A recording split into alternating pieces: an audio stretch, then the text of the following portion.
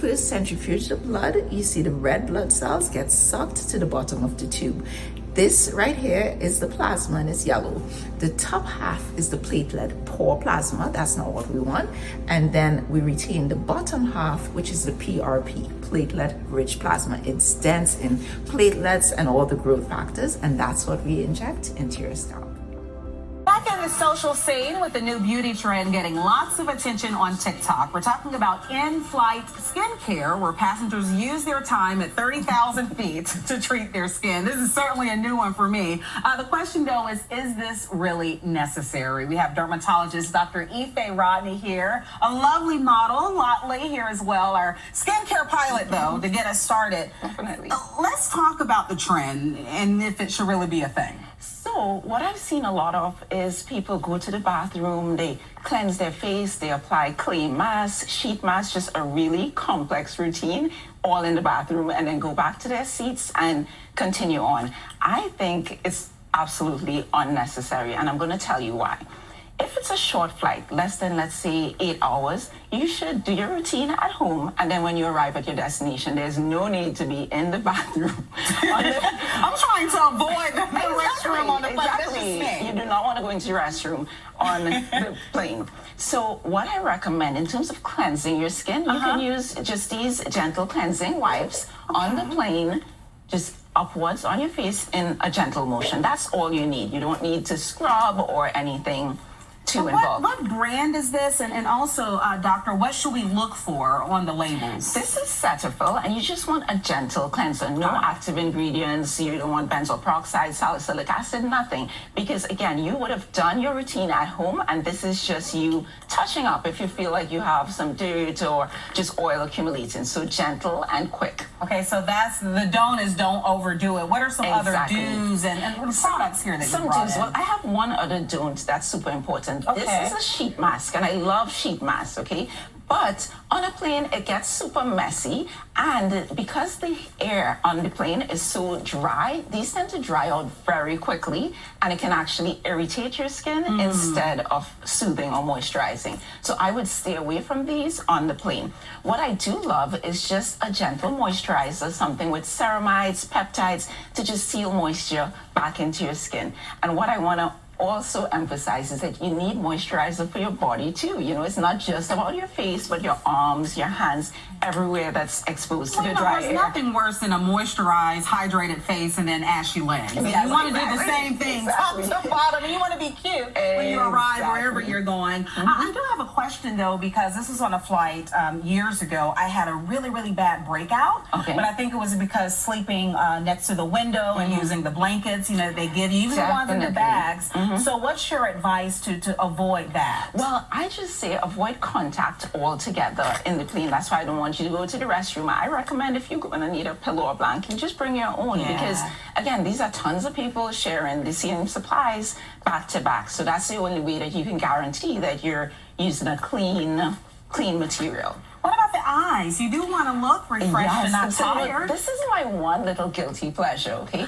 These are the eye masks, and I say if you want to just give your skin that extra pop right before you disembark the plane, you can apply these just for like 10 or 15 minutes, and it just gives you that extra glow. So I should fly makeup free. Yes, definitely, because Well, that was probably my first mistake. I left that out in the last question. if it's a short flight, sure, you can apply your makeup, but really after 6 hours, your makeup is not going to look that great. So I would say leave that for after you get off the plane. You can put on your makeup and then head to your destination. And all of these are travel size. Yes, so thank that's you super so important. much, Dr. Rodney Lotley. We appreciate your time. And that's where you can learn more about our doctor here. She's located in Fulton, Maryland. You offer all sorts of services. The entire range. All right, sounds good. Nikia, I think you got some notations for your next flight.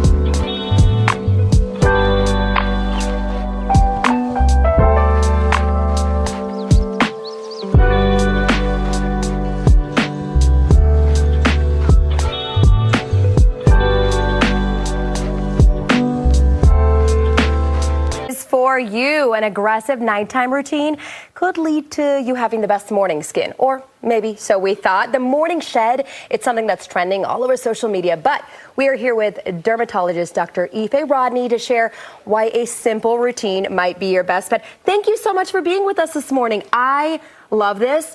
I am a total social media influenced on skincare all the time. And I walked into the green room and I have to admit, I gasped when I saw you because I want your face and I want your skin. So tell me all your secrets. Thank you so much for having me. So first of all, as a dermatologist, I love seeing people care for their skin and their hair. But a lot of these steps are more trendy than they are actually beneficial. Okay. So one of the ones I've seen quite a bit is this chin strap. You wrap it up and around your head, and it's supposed to reduce. I had never seen something like this. So these are the ear holes? Yes, exactly. Okay. And it goes all the way over, and you sleep with that the entire night, and it's supposed to help reduce the appearance of a double chin. Okay. Does this work? No, it does not work. When you first remove it in the morning, of course, your jawline is going to look snatched, your chin is going to be tight, but those effects wear away very quickly. This is like the height of consumerism, right? Basically, and it's uncomfortable as well. Right, and I see a lot of people saying, I do ugly girl things at night so I can wake up beautiful. So that's one of those things. That's definitely one of those What are things. some of the other things that you're seeing? These are actually kind of cute. They are the eye patches and sheet masks, and they're a lot of fun to apply. But the issue is that you only really need to leave them on for 15 to maybe 40 minutes. So when you leave it on overnight, it can actually just irritate your skin. So I just ordered, because again, I saw it on social media and I was #influenced, the sheet mask that you leave on for 8 hours. Yeah. I think after 30, 40 minutes, you've gotten the maximum benefit. Okay. So I do love these, but just not as part of your overnight routine. Okay, so we don't have to put ourselves through it all night long. Correct. What about this? Now, this is a protective hair covering. I advise everyone to use these, regardless of your hair type, because first of all, it prevents friction and tangling of your hair at night. What I want to emphasize, though, is the broad, flat band right here. This is important because it ensures that the hair covering does not rip out your hairline while you sleep. So that's the key point. So it's like sleeping on a satin or silk pillowcase, exactly. Right? Okay, I love that. That's the option if you don't want to actually sleep with a head covering. So we're doing a million things in our nighttime routine. You're saying simple is best. So walk us through kind of the do's, right? You're starting with the gentle cleanser at night? Yes. The first step is a gentle cleanser just to remove dirt, oil, and makeup. You don't need any active ingredients in your cleanser. Let the heavy lifting be done by the other agents. Okay, so then everyone suggests retinol is kind of the key, the anti-aging elixir, right? Definitely. So what's your advice on using it? Do you space it out after your cleanser? Do you do dry skin, wet skin? On dry skin, pat dry your skin after you cleanse, and then you apply the retinol serum. That's the most important thing that you can do for your skin. Just a few drops to the entire face at night. I love Alpharet specifically because it has lactic acid, which is an alpha hydroxy acid in it as well, so it prevents dryness of the skin. And a lot of people have reactions to retinol. I know if I start it, your skin kind of gets worse before it gets better. Stick with it maybe, or definitely skip days? Stick with it. But what I tell my patients is that just use less. You only need a few drops for your entire face. If it's still too irritating, then you can use it every other night. We're in the habit of thinking more is better, right? No. And then finish it off with a moisturizer? So actually, I don't like to use a moisturizer at the same time on the same night as the retinol. So on the nights when you do not use the retinol, that's when you can focus on a moisturizer. Any ingredients you want the moisturizer to have, or just simple is best? Simple, but hyaluronic acid, ceramides, anything that can draw moisture into your skin to help seal it in overnight. All right, last thing, eye cream. Do we need it? Do we not need it? I hear both ways. So you don't actually need an eye cream, but if you have a specific eye concern, like dark circles or puffiness, then you can choose an eye cream targeted to that concern.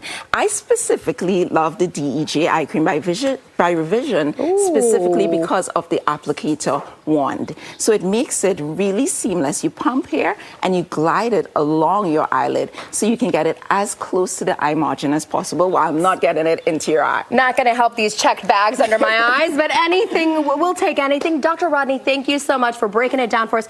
Don't always believe everything you see on social media. Go to the professionals.